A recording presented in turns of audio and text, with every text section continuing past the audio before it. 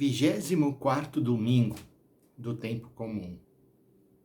Hoje somos convidados a nos perguntarmos quem é Jesus na nossa vida. E para nos ajudar a descobrir a pessoa de Jesus, vem em nosso socorro a liturgia. A primeira leitura do profeta Isaías, capítulo 50, é um dos chamados Cânticos do Servo Sofredor, que é uma prefiguração de Jesus como aquele que sofre carregando os nossos pecados para nos trazer o perdão e a paz.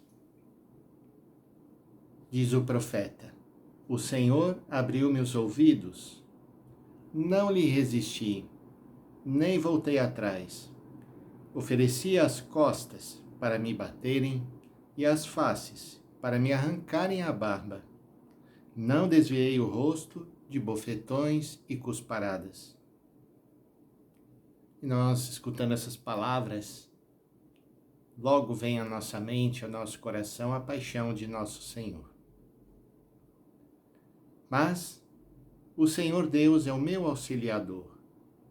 Por isso, não me deixei abater o ânimo. Conservei o rosto impassível como pedra, porque sei que não sairei humilhado. A meu lado está quem me justifica. Alguém me fará objeções? Vejamos. Quem é meu adversário? Aproxime-se. Sim, o Senhor Deus é aquele que me auxilia. Quem é que vai me condenar? E assim o profeta Isaías professa a sua fé nesse Deus que vem em socorro daquele que sofre, daquele que não causa violência, mas deixa-se conduzir, sabendo que o Senhor lhe dará a vitória final. Esta é a mensagem da primeira leitura. O Evangelho é Marcos, capítulo 8, de 27 a 35. Naquele tempo, Jesus partiu para seus discípulos para os povoados de Cesareia de Filipe. E no caminho perguntou a eles: quem dizem os homens que eu sou? Eles responderam: alguns dizem que tu és João Batista, outros que és Elias, outros ainda que és algum dos profetas. O porquê dessa pergunta de Jesus? Esse evangelho está exatamente na metade do evangelho de Marcos. E é o momento de uma grande crise entre os discípulos. Porque Jesus está se revelando, está se mostrando como um Messias muito diferente da imagem triunfalista, poderosa, que as pessoas esperavam dele. Então isso causou uma decepção em muita gente. E muitos haviam já abandonado o grupo dos discípulos. Então, a pergunta de Jesus mostra essa confusão que as pessoas tinham em relação a quem era realmente Jesus.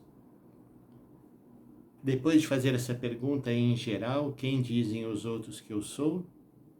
Jesus então perguntou: e vós?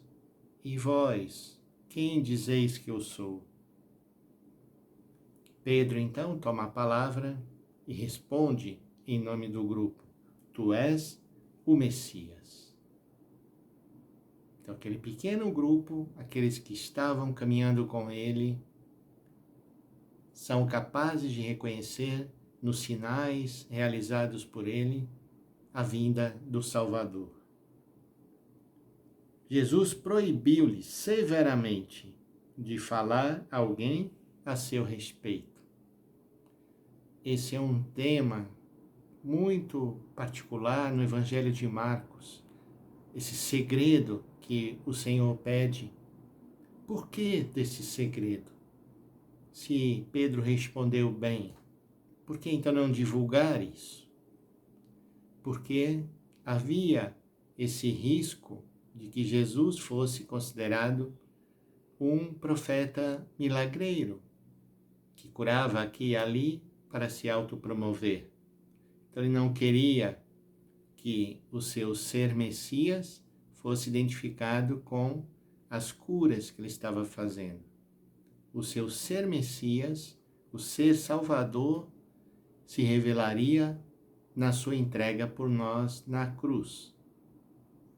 Por isso, escutamos a parte final do Evangelho. Em seguida, começou a ensiná-los, dizendo que o Filho do Homem devia sofrer muito, ser rejeitado pelos anciãos, pelos sumos sacerdotes e doutores da lei, devia ser morto e ressuscitar depois de 3 dias. E ele dizia isto abertamente. Então Pedro, que havia respondido tão bem, tu és o Messias, escutando este relato de Jesus, fala, não, Senhor, não, por esse caminho não. Pedro tomou Jesus à parte e começou a repreendê-lo. Imaginem a cena. Pedro repreendendo Jesus. Jesus então voltou-se, olhou para os discípulos e repreendeu a Pedro. E disse uma palavra muito, muito dura. Vai para longe de mim, Satanás. Jesus chamou Pedro de Satanás. Tu não pensas como Deus, e sim como os homens. Então chamou a multidão com seus discípulos e disse, se alguém quer me seguir, renuncie a si mesmo, tome a sua cruz e me siga. Quem quiser salvar a sua vida, vai perdê-la. Mas quem perder a sua vida por causa de mim e do Evangelho, vai salvá-la. É toda a dinâmica da cruz que está aqui em jogo. E é tão difícil, também para nós hoje, aceitarmos isso. Que o nosso Deus não vem com poder, não vem arrasando as situações, mas na fragilidade, na fraqueza, na paciência, no carinho, na compaixão, Pedro não entendeu naquele momento. Por isso, Jesus falou para ele, afasta-te de mim. Tu não estás pensando como Deus pensa. Não estás captando o modo de Deus pensar. E nós, será que captamos?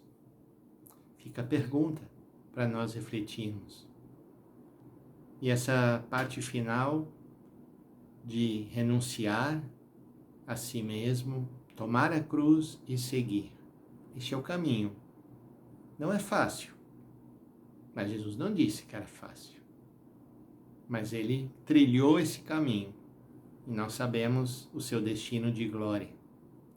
Vamos pedir então que ele nos acompanhe neste domingo, que ele traga essa bênção para nós, que sejamos capazes de segui-lo, renunciando ao nosso modo humano, puramente humano de pensar, onde Deus não entra, e deixemos que Deus ilumine os nossos passos e nos dirija para Cristo. Que o Senhor nos abençoe e nos guarde, que Ele nos mostre a sua face e nos dê a sua paz. Em nome do Pai, do Filho e do Espírito Santo. Amém.